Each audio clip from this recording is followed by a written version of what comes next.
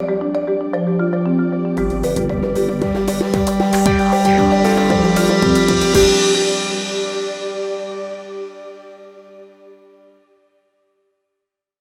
Dan, how are you today? Hey, Rebecca. Good to see you. Good to see you too. Thanks for doing this. I'm so excited. I love the Nashville backdrop and got your guitars there. Yep. I know that you're a musician, so I was thinking maybe you would appreciate those a little bit. So yeah, I have a keyboard over on this side, which I use probably more often than anything behind me. So I love it. That's awesome. Well, cool. For those who don't know Dan, he's a great friend of mine. We actually met in Nashville. Yeah. But he's from New York. Yeah. So, and I made the transition here. One of the first people I reached out to was Dan. And I said, hey, where do I go? What do I do? Who do I meet? He was really helpful in that regard. So I appreciate that. Yeah. Hopefully gave you good advice. Real quick on Dan's background as I introduce him, he is actually the CIO at NewMotion. Really cool company. He'll talk a little bit more about his passion for the company, but they are the nation's leading provider of complex rehab technology, primarily serving people with disabilities. So that's actually a big passion of Dan's. He'll talk about that a little bit more as we dive in. But to his credit of his background as well, very impressive. Worked with IBM for a lot of years and then UPS as well. I've heard little bits and pieces. We can talk about this more later too, but you actually got to interact with some really neat brands like the NBA, New York Times, and then Blockbuster, which blast from the past. So that's right. I'll talk a little bit more about that too. But real quick, great background, but I would love to hear more from you. Like, as you were getting started in business, what was a lot of your career aspiration? What was your drive ultimately as you were looking for that first job? What did you want to be when you grow up? Oh yeah, what did I want to be? It's funny. My dad asked me that question, and I remember vividly. He asked me, "Hey, what do you want to be when you grow up?" And I said I was 16 years old, and I said I want to be CEO of IBM. That's what I said. My dad was a CFO at Avis Rent-A-Car, and I wanted to be the CEO of IBM. And at the time, I didn't realize what a mistake it would be to answer the question, because after that, my dad would constantly ask me, "What'd you do today to get closer to being the CEO of IBM?" And I'm, at 16 years old, you're like, I played video games, Awesome. So, but it was interesting because it kept me. That got me to take an internship at IBM when I was in college. And, then when I graduated from college, I started at UPS, had a great time at the company there for about 7 years, and they're international in technology. And then after that kind of said, hey, getting back to what I thought my goal was, went back to IBM and strategic outsourcing after 7 years at UPS and kept the drive going there. And then, life happens. And when life happens, you start having a family, you start realizing that it's hard to travel. And IBM, they say a lot of it means I've been moved. We moved 6 times in 7 years that I was at IBM. And so I started to say, I need to start being home more and see my young growing family. And so I looked for a spot that was more local and found one, and moved on to a company called FPI in Mass.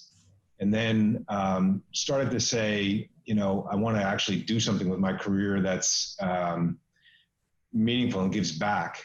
And, that's when an executive recruiter called me up for the NewMotion opportunity. And like you said, NewMotion is one that it's a company that serves folks that need a wheelchair, and it's a complex rehab technology. And one of my best friends is a guy named Scott Chesney, and he's been in a chair since he was 16 years old. And the executive recruiter called me up and told me about the opportunity. I called up Scott and I said, "Hey, Scott, tell me about this. Tell me about this company." And Scott said, "It's a great company. I love that I can get my equipment." He's like, "But Dan, it just takes too long to get things through. And if I need a cushion, I need it now. Maybe I have a pressure sore." And for me, people don't realize that can be, life-threatening essentially. If that gets infected, if that gets in my bloodstream, that can be the real deal. And I can't wait months for that to get turned around. And, I know that the insurance companies, it can take a long time to get through, and I just need to get it turned around. And in the interview process, the CEO at the time, I asked him, I said, what would you want me to do if I came to NewMotion? And he said, we really need to do things faster. We need to serve our customers faster. We need to really be more customer centric. And that was kind of a meaningful thing for me, where I said, you know what, I want to cast my lot here. Quick question for you on that. So, you've worked with big companies, IBM, UPS, interacting with huge brands, which I'm sure was exciting and motivating in your career. But as you came to NewMotion, and specifically the influence of your friend Scott, how has that changed your passion for getting up to go to work? I love that question. When you're in a small to medium company, and we're big for our industry, but small and relatively speaking, you can make a difference. And especially, when you come in and you're doing a leadership role, every single day you can make a difference. And that is really motivating. And it's, when you make a decision and you have a feeling about something, and you have a gut feeling about something, you can really drive it, advocate for it. And you can change things. And that is motivating. I mean, and when you can see every day, the effect that you're having on a customer, or the effect that you're having on internal customers too, other people that you're working with, that's, if you can make a difference every single day, that is a motivating thing for sure. Dan, now I would love for you to tell me more about your day-to-day as CIO at NewMotion, specifically as it relates to digital transformation and how you're using it within the business to really drive innovation forward and impact your industry and your end customer. Well, kind of the beginning of last year, we, as a company, realized we really wanted to be a data-driven company entirely.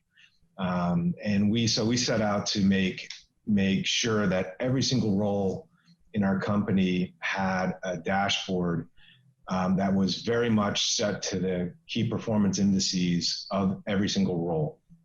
And we put a really hard drive on making sure that the roles were defined, the KPIs were defined, and that we then could take all of our data and put it in a visual context and make it so that it was accessible, and that you could see how you were doing, how you were doing, and then how they had great insight into how the business was doing as well. And a guy named Kareem Sheikh, who is just an outstanding individual, and he and a few others, Tamara Padavina, Matt Butler, just did a terrific job, along with a guy named Jose Negron, did a terrific job of pulling those things together and those dashboards together and making it really accessible.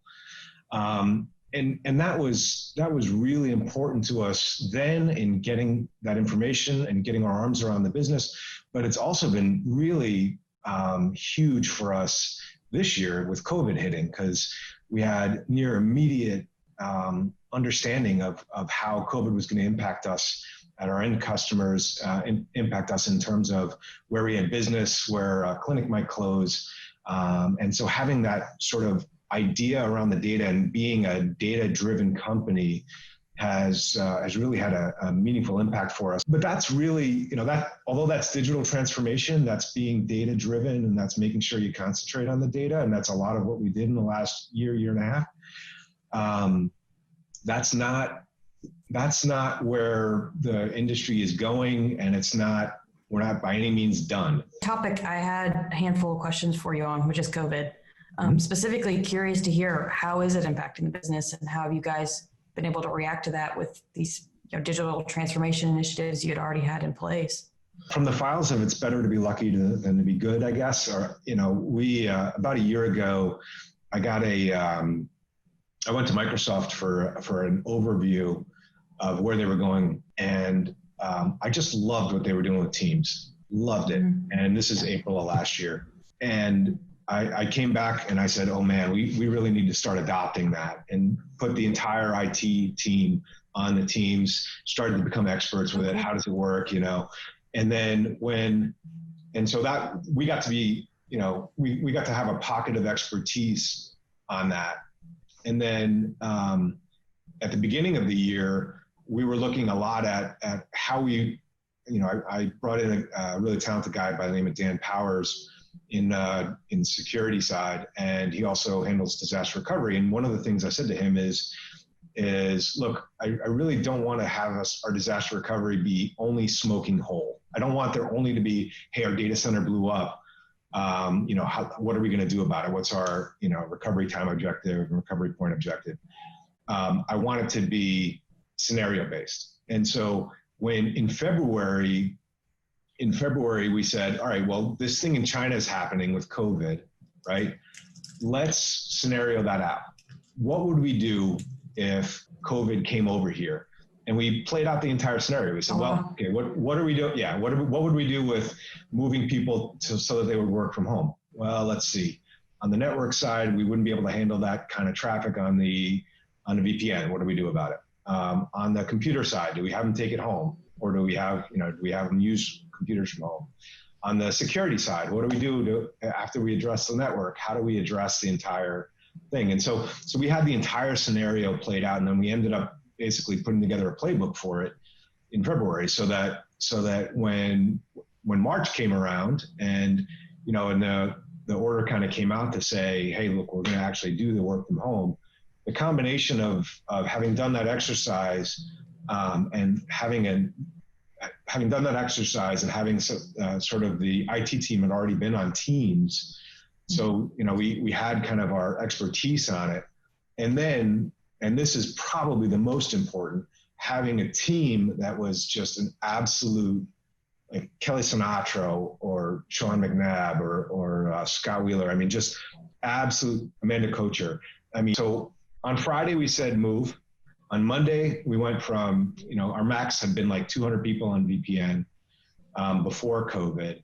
And then our max after COVID was 1,660. Wow. And that happened over a weekend. And so, that was really kind of an interesting experience where we just had everybody pitching in. I'm really proud of my team. I mean, I think that they just made it happen. In terms of the net effect, I think there's been, every company's been affected, especially in healthcare.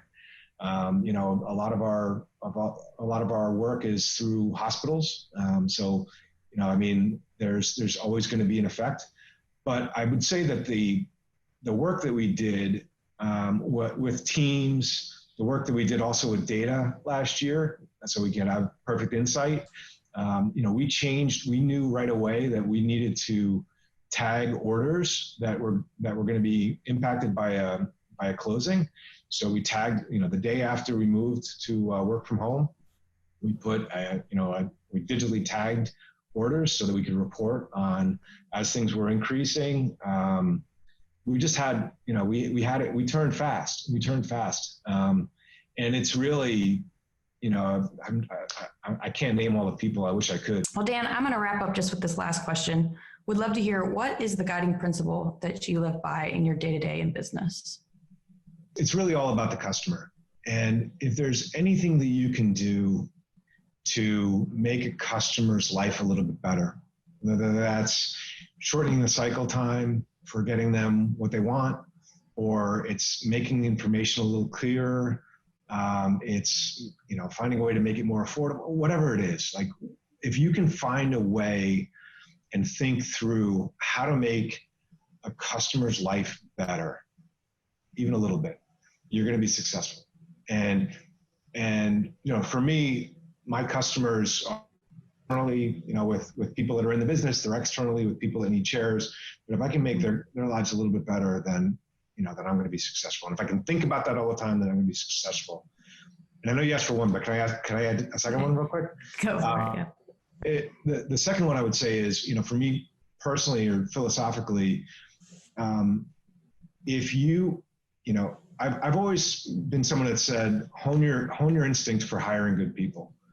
And if you can hire good people and have good people on your team and then empower them, maybe guide them a little along the way, but as much as you can, you're hiring them for a reason, empower them, make sure that you get those good people together, bring it together as a good team. and then make sure that you set the environment up so that they can succeed. If they succeed, you're going to succeed. That's kind of my twin engines. Like, be about the customer, and then create a good team, hire a good team, bring a good team together and empower them.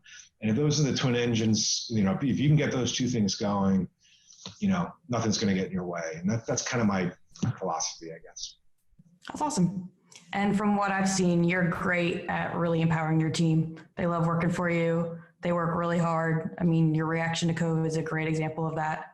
So I think that's been a principle that served you well. Thanks for your time today. Again, this was a lot of fun. Appreciate your insight.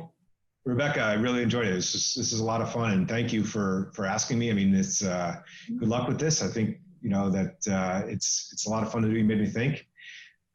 So that's kind of great. I appreciate it.